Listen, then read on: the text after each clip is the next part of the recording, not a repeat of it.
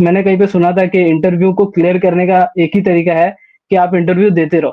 को अच्छे प्रोजेक्ट्स बनाने के लिए न्यू-न्यू जो टेक आ रहा है मार्केट में उसको एक्सप्लोर करो। तो that was the thing, try करते रहो, टाइम जाएगा, don't get demotivated and just हो जाएगा।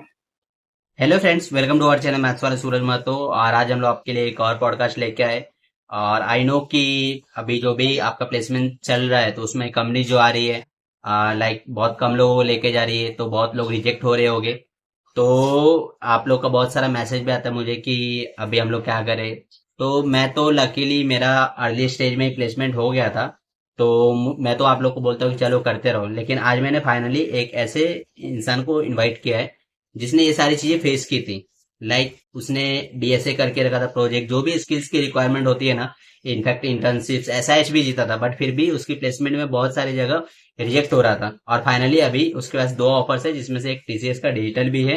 तो आज मैंने जैद को इनवाइट किया है। He will be the best person to clear all your doubt. और इसलिए मैंने आज उन्हें इनवाइट किया। आज हमारे डिस्कशंस हुए लाइक टीसीएस का, पहले तो जो उनका डिजिटल का लगा है प्लेसमेंट, तो उसका ओवरऑल रिक्रूटमेंट प्रोसेस कैसा था, इंटरव्यू में किस टाइप के क्वेश्चंस पूछे गए, like HR based, resume based या फिर टेक्निकल, तो सारी चीजें हम लोगों ने डेप्थ में डिस्कशन किए। इसके अलावा जब आप कोई भी कंपनी से रिजेक्ट होते हो तो उस समय आपको क्या करना है, इसके अलावा आप इंटर्नशिप कैसे खोज सकते हो। और एक चीज और, जैद का ना प्रोजेक्ट बहुत ही बढ़िया बढ़िया होता था। लाइक ये हमेशा रियल टाइम प्रॉब्लम्स को सॉल्व करता था और ये बहुत सारे प्रोजेक्ट कॉम्पिटिशन जीता भी था, इंक्लूडिंग एसआईएच। तो हम लोगों ने आज उस पर भी डिस्कस किया कि लाइक आप लोग भी कैसे अच्छे अच्छे प्रोजेक्ट के टॉपिक सेलेक्ट कर सकते हो, उसको अच्छे से पिच कर सकते हो और अच्छे से बना सकते हो।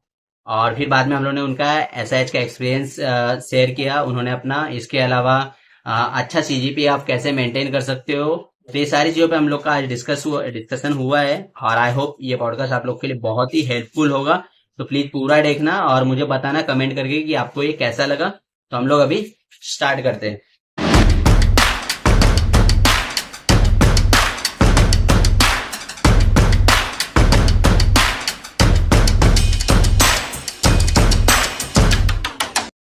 Hello friends, welcome to our channel maths वाला सूरज महतो। और आज हम लोग आपके लिए एक और पॉडकास्ट लेके आए। अभी बहुत सारे आप लोग मुझे मैसेज करते हैं ना, बहुत सारे लोग, कि भैया अभी कॉलेज में कंपनी जा रही है, सिर्फ एक दो जन को लेके जा रही है और हम लोग अभी क्या करें। तो लकीली मैं तो मेरा अर्ली स्टेज में ही हो गया था, तो मुझे तो उतना एक्सपीरियंस नहीं था। तो मैं तो आप लोग को बोलता हूँ कि खुद को पुश करते रहो। बट फाइनली आज मैंने जैद को इन्वाइट किया है और जैद ने वो सारी चीज़ें फेस की है, तो वो आपको प्रॉपर तरीके से गाइड कर पाएंगे।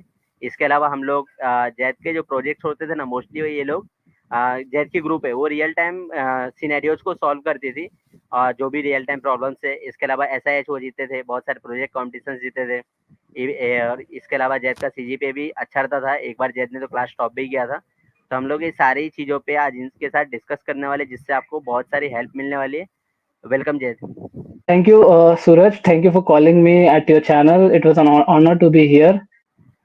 तो जैद हम लोग पहले स्टार्ट करते हैं। अभी रिसेंटली आपका टीसीएस का डिजिटल का पैकेज लगा है, तो ओवरऑल इनका रिक्रूटमेंट प्रोसेस कैसा था टीसीएस का? टीसीएस का recruitment process starting with the aptitude से होता है। First round is the aptitude round along with the coding round and second round उनका डिजिटल इंटरव्यू या इंटरव्यू प्रोसेस होता है।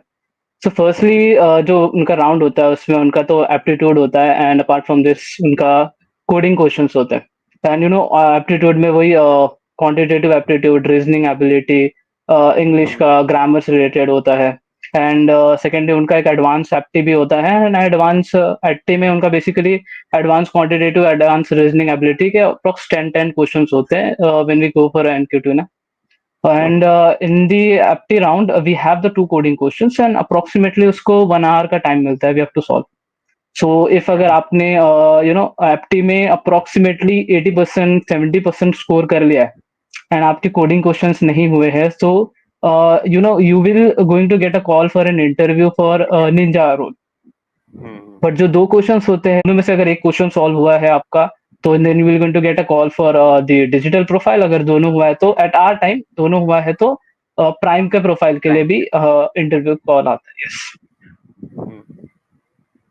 और वो जो जो आपने बोला ना एप्टीट्यूड के लिए क्वेश्चंस थे उनके, उसमें जो हम्म। मेन तो बेसिक तो मैथ्स वाले सबको पता है, लेकिन कोडिंग क्वेश्चंस में लाइक कितने लेवल का क्वेश्चंस होता है? लाइक हार्ड होता है, इजी होता है या फिर मीडियम लेवल के क्वेश्चंस होते हैं? ओके, फॉर टीसीएस ना जो 2 क्वेश्चंस होते हैं, फर्स्ट क्वेश्चन इज़ तो ईज़ी लेवल का होता है। सो अप्रॉक्सिमेटली आपने अगर एरे किया है, स्ट्रिंग किया है एंड बेसिक्स प्रोग्रामिंग स्किल है आपकी, प्रॉब्लम सॉल्विंग स्किल, बेसिकली वो प्रॉब्लम सॉल्विंग स्किल आपका टेस्ट आउट करते हैं। तो आपको अगर बेसिक एरे आता है, बेसिक स्ट्रिंग आता है तो would be enough. And the second जो प्रॉब्लम होता है तो थोड़ा मीडियम लेवल का होता है, तो फॉर दैट यू नीड कि आपको मैट्रिक्स आना चाहिए।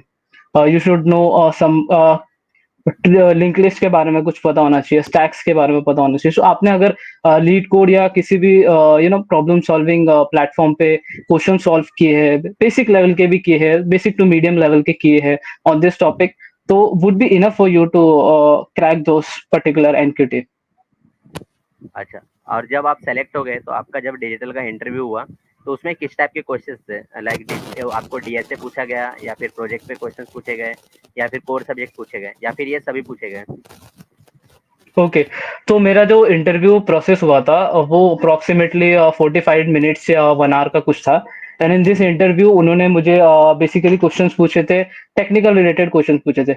डीएसए पे वो लोग नहीं पूछते बिकॉज़ ऑलरेडी आपने एनक्यूटी में डीएसए दे दिया है, राइट? सो इंटरव्यू में वो डीएसए रिलेटेड नहीं पूछते, बट अपार्ट फ्रॉम दिस आपके रिज्यूमे रिलेटेड पूछते हैं and other technical skills. Like मेरा जो इंटरव्यू हुआ था उसमें उन्होंने मुझे मोस्टली जो चीजें पूछी थी वो रिज्यूमे रिलेटेड पूछी थी। सो आई वुड सजेस्ट कि आप फर्स्टली तो अपना resume better to the best बनाओ अपने एंड से, एंड जितना हो सके उसमें अच्छे प्रोजेक्ट्स ऐड करो एंड प्रॉब्लम सॉल्विंग प्रोजेक्ट्स, या आपने कहीं पे कुछ एक्सपीरियंस लिया है, इंटर्नशिप किया है, so this will be very much helpful for them also to ask a question to you. And आपके लिए भी वो एक तरीके का एक वे बन जाता है, राइट, कि आप हम्म, एक एक रोड पाथ पे आप इंटरव्यूअर को रख सकते हो कि हमको इस पर्टिकुलर टॉपिक पे क्वेश्चन पूछो।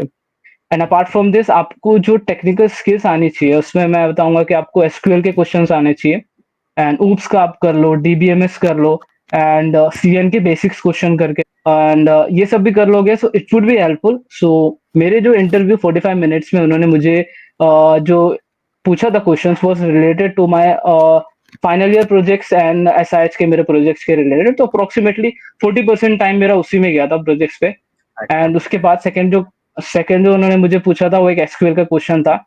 एंड थर्डली मुझे एक scenario based question, okay scenario based question पे भी वो क्वेश्चन कर लेते, लाइक मुझे पूछा था कि आपको एक वेबसाइट बनाना है, इस पे ये इनपुट्स होगा एंड हम्म, बैकग्राउंड पे वो ऐसा प्रोसेस करना चाहिए। तो मैंने अप्रोक्सीमेटली 5 मिनट्स लिया था पूरा पेपर पे ड्रॉ करने के लिए और उनको एक्सप्लेन करने के लिए। एंड एक बार वो अच्छा। आपका एक्सप्लेनेशन डन होता है तो उसके फिर वो क्रॉस क्वेश्चंस पूछेंगे कि इसको और कैसे ऑप्टिमाइज कर सकते हैं, राइट? तो हम्म, ज्यादा डीप में नहीं जाते हैं वो लोग, बेसिक ही होता है, बट यू शुड नो के बेसिक लेवल ऑफ अंडरस्टैंडिंग क्या होती है, वो आपका टेस्ट करते हैं। एंड मैं सजेस्ट करूंगा कि आप पजल्स भी करके जाओ। टीसीएस कुछ पजल्स पूछता है जो आप नेट पे सर्च करोगे तो ऑफकोर्स आपको मिल जाएगा, काफी सारे पजल्स हम्म, होते हैं, तो उसको प्रैक्टिस करके जाओ, क्योंकि समटाइम्स वो पजल पूछ पूछ लेते हैं और आप फिर अगर उसको सॉल्व नहीं कर पाते तो वो एक बैड इंप्रेशन देता है। हम्म, So that was my interview experience completely for the TCS. Okay. और इसमें कुछ एचआर टाइप के भी क्वेश्चंस थे क्या? लाइक टिपिकली बहुत बार लोगों ने मुझे बोला है कि टीचर्स में हम्म, उनको एचआर टाइप भी क्वेश्चन लास्ट में पूछ लेते हैं करके, तो आपको पूछा था क्या ऐसा कुछ? हाँ, यस अच्छा। यस, टीसीएस में एचआर रिलेटेड क्वेश्चन भी होता है। एक्चुअली पैनल में 3 लोग बैठते हैं, तो एक हम्म, एक जो होता है मोस्टली तो टेक्निकल होते हैं, बाकी 2 रिलेटेड होते हैं, वो एचआर रिलेटेड क्वेश्चंस पूछते हैं।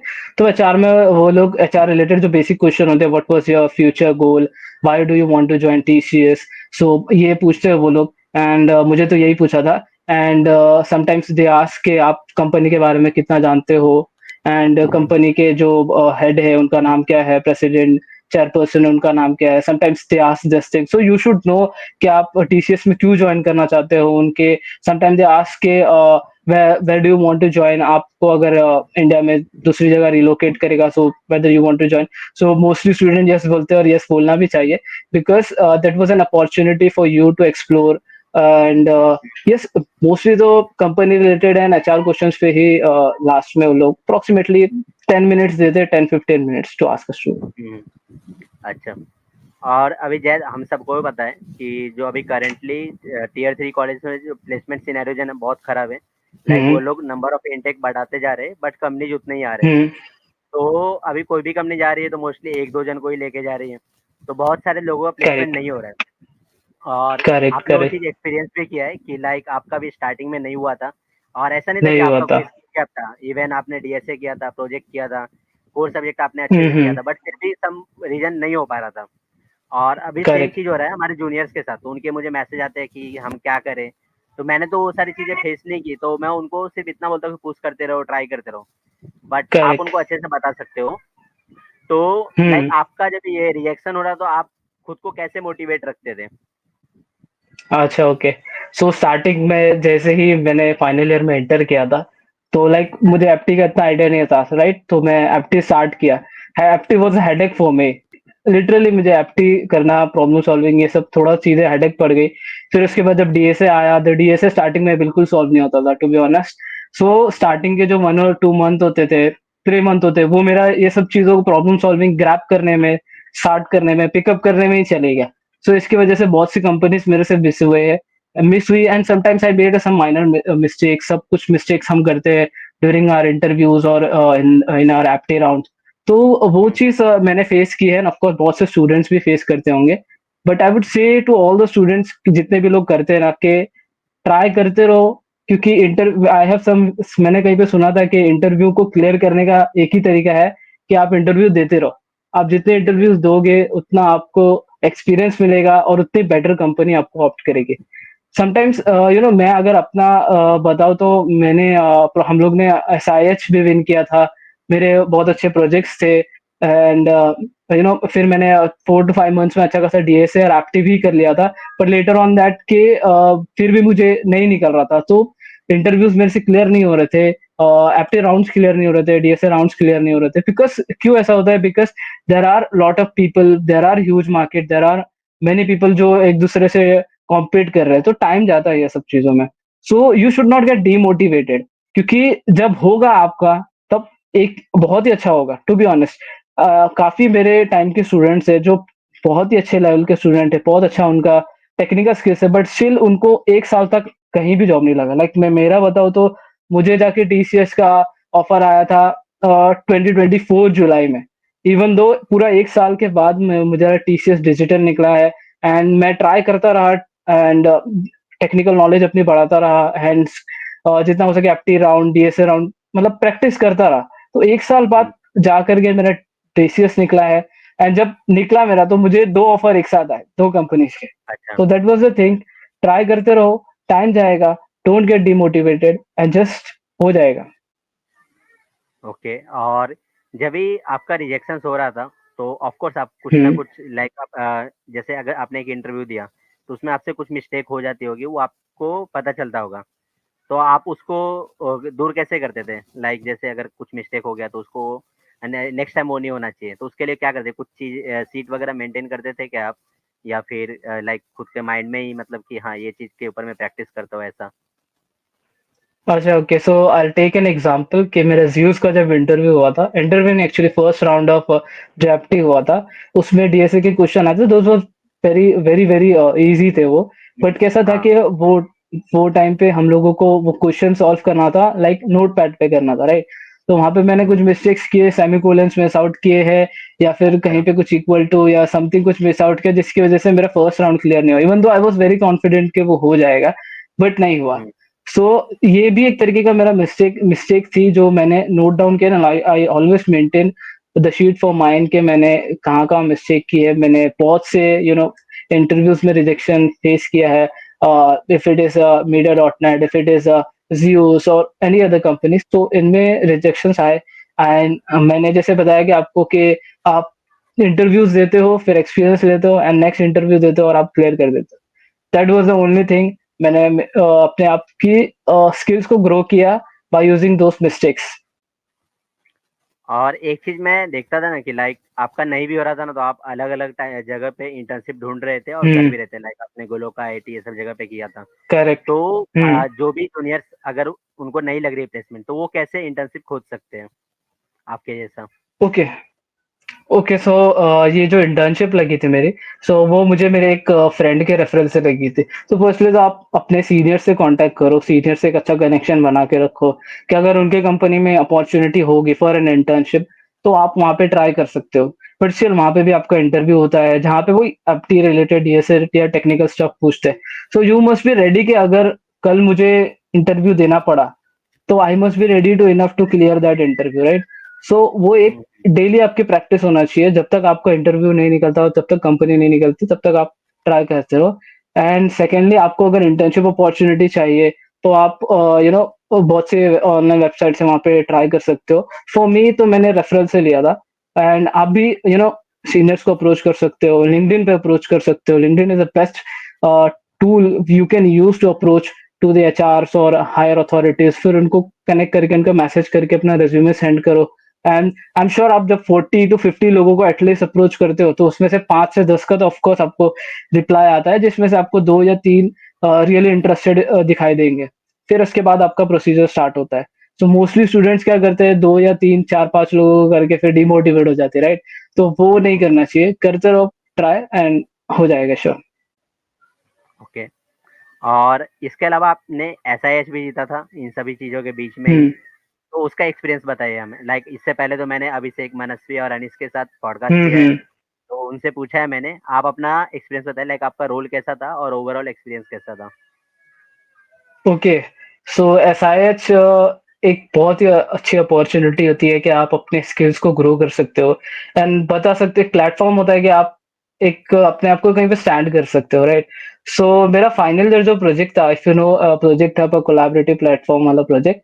सो दोस वाज माय यूनिक प्रोजेक्ट, जो मैंने खुद के आइडिया से बनाया था। तो जब हम्म। वो प्रोजेक्ट के रिलेटेड एक एसआईएच में हम लोगों को प्रॉब्लम स्टेटमेंट दिखा, which is a PG dissertation and management system. तो मेरे जो प्रोफेसर थे, मिस्टर साईनाथ पाटिल सर, तो उन्होंने एक्चुअली मुझे पिच किया कि देखो, ये जो प्रॉब्लम स्टेटमेंट है वो completely related with your final year project. तो आप अपना आइडिया रीयूज कर सकते हो यहाँ पे और एनहांस करके ये प्रोजेक्ट में पार्ट ले सकते हो। सो फिर उसके बाद मैंने अपनी टीम बनाया। अब अभिषेक, अनिश, मनस्वी, इन लोगों से कनेक्ट किया and we did a good PPT. हम लोग फर्स्ट जो उनका पीपीटी बनाना होता है, तो पीपीटी अच्छे से बनाया एंड प्रॉब्लम स्टेटमेंट को प्रॉपरली गो थ्रू किया हम लोगों ने कि क्या कर सकते हैं हम लोग।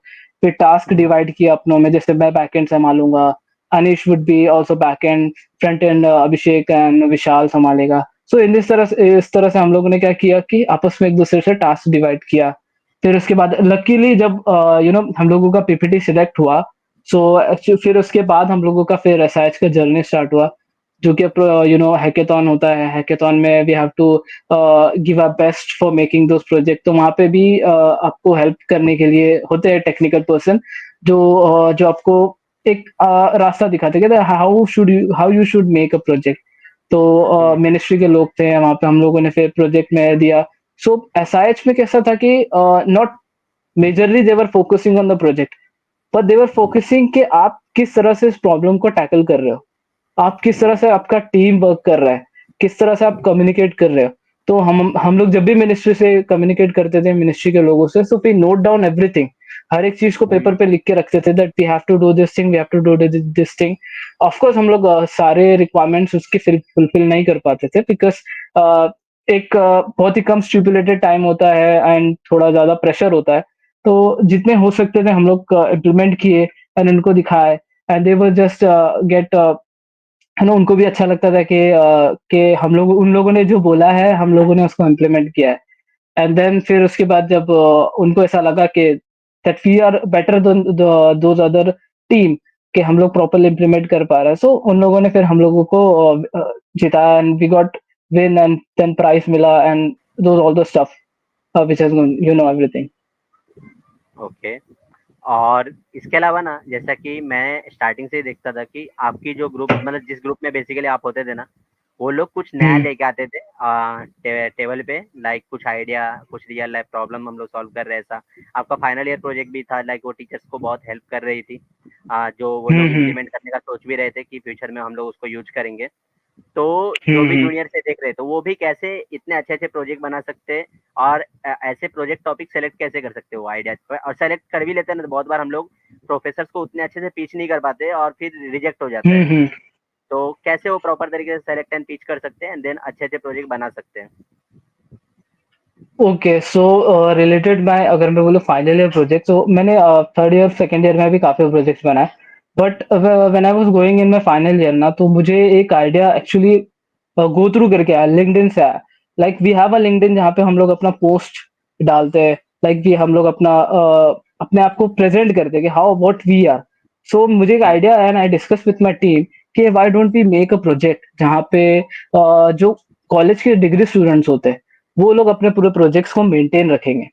सो इससे क्या होगा कि जो अदर जूनियर्स होंगे they will going to come to know कि जो फाइनल जो दूसरे उनके सीनियर्स हैं उन्होंने किस तरह से प्रोजेक्ट बनाया है, कि हम्म, उन लोगों के लिए this will be useful, and apart from this faculties के लिए भी ये यूजफुल रहेगा कि मल्टीपल डिफरेंट डिफरेंट ईयर्स के जो स्टूडेंट्स है, first year, second year, third year और फाइनल ईयर के स्टूडेंट्स के प्रोजेक्ट है वो लोग एक ही प्लेटफॉर्म पे मैनेज कर पाएंगे।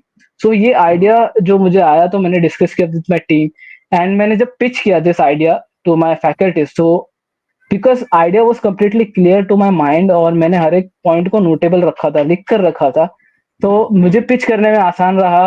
एंड यू नो मैंने मोस्टली तो खुद से बताया था without going to the PPT, and faculties को जब कुछ पॉइंट्स लगे कि हाँ दिस वुड, ये पोटेंशियल है इस प्रोजेक्ट में, तो उन्होंने मेरा फर्स्ट, ये जो मेरा पिचिंग वाला राउंड था, फर्स्ट टॉपिक ही उन्होंने सिलेक्ट किया। They don't they said that कि हम लोगों को सेकंड थर्ड नहीं देखना है, this would be very much unique project जो आपको बनाना चाहिए। सो इस तरह से हम लोगों ने फिर पिच किया and we got selected our final year project. Okay. और प्रोजेक्ट तो बहुत लोग बनाते हैं, लेकिन फिर उसको किसी प्रोजेक्ट के शोकेस या कोई कंपटीशन में जाना और वहाँ पे जीतना, नहीं भी जीतना, जाना ही बड़ी बात होती है। लाइक आप जो जो भी हम्म। आपने बनाया है, आप दिखा रहे हो वहाँ पे, प्रेजेंट कर रहे हो।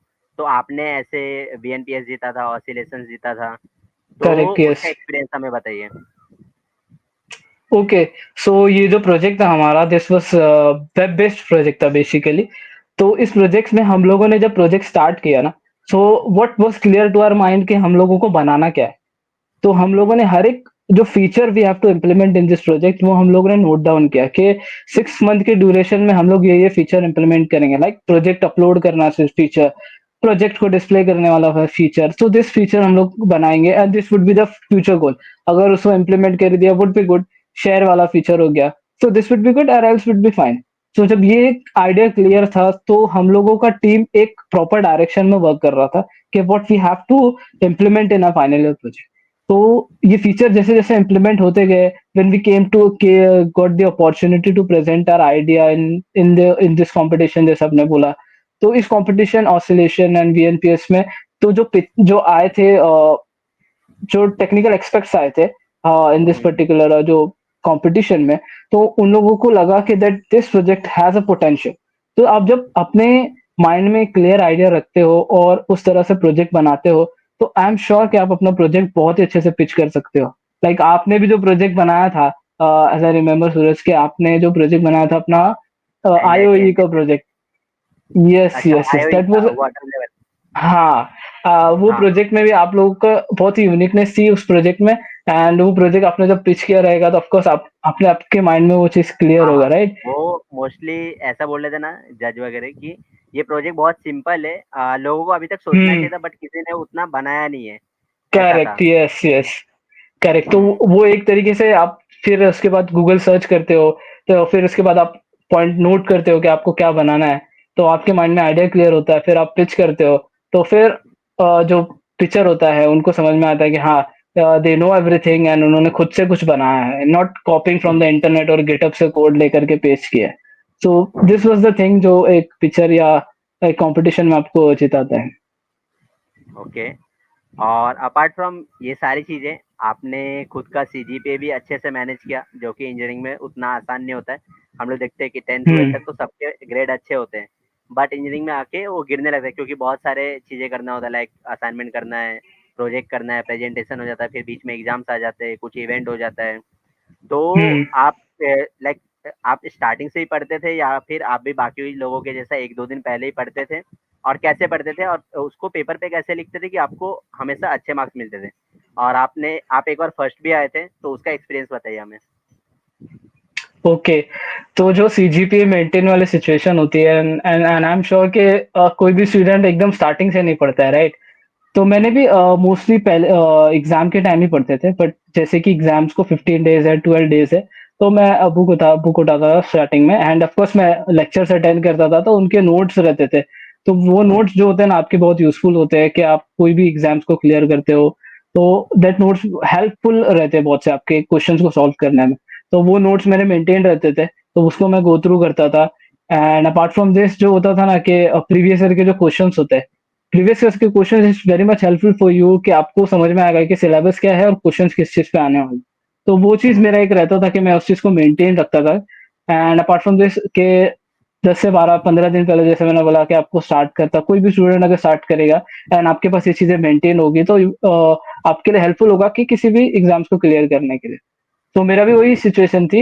एंड मैंने अप्रोक्सीमेटली अपना 8.5 8.6 का सीजीपीए मेंटेन रखा था by solving previous questions and all this stuff.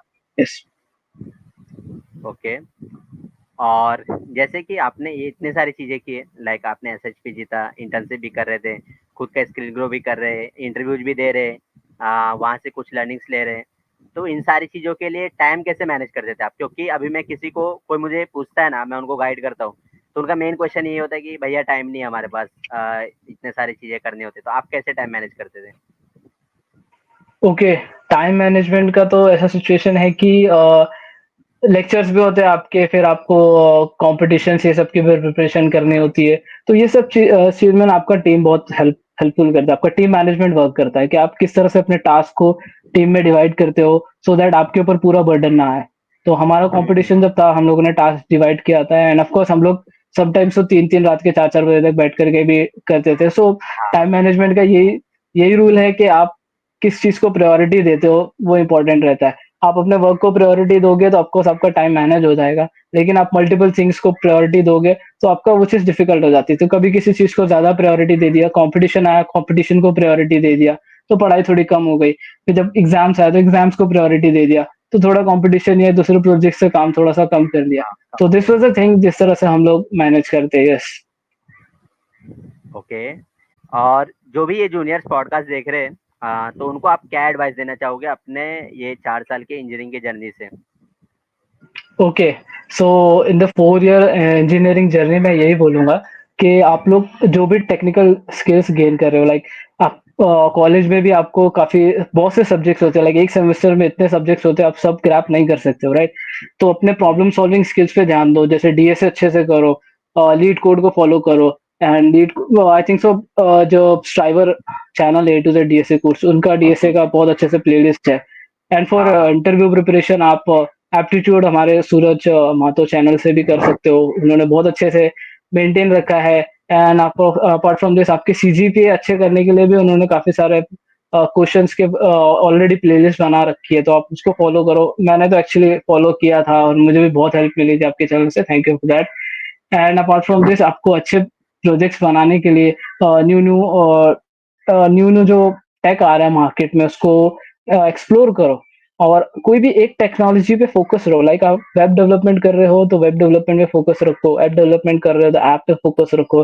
There is a lot of opportunity for you in the market, just आपको थोड़ा टाइम लगेगा, लेकिन आप डिमोटिवेट मत हो जाओ कि हमारा अभी नहीं हो रहा है या 6 महीने बाद भी तक भी नहीं हो रहा है, बट होगा, आपका लिटरली होगा। जस्ट आपको कंटिन्यूड रखना है in your path. That was a piece of advice I want to give to all my juniors. ओके, थैंक यू जैद हमारे साथ जुड़ने के लिए। और जो भी जूनियर्स थे उनको आपने जो मैंने क्वेश्चंस पूछे थे उसके आंसर्स आपने बहुत ही अच्छे से किए, और आई होप ये सारी चीज़ें उनको हेल्प कर रही होंगी प्लेसमेंट क्रैक करने के लिए, अच्छे प्रोजेक्ट बनाने के लिए, अपने स्किल्स को ग्रो करने के लिए, और अच्छे सीजीपीए लाने के लिए, और इसके साथ साथ प्रोजेक्ट कंपटीशन जो अलग अलग होते हैं इंक्लूडिंग एसआईएच वो सब भी जीतने के लिए। Thank you. Thank you very much.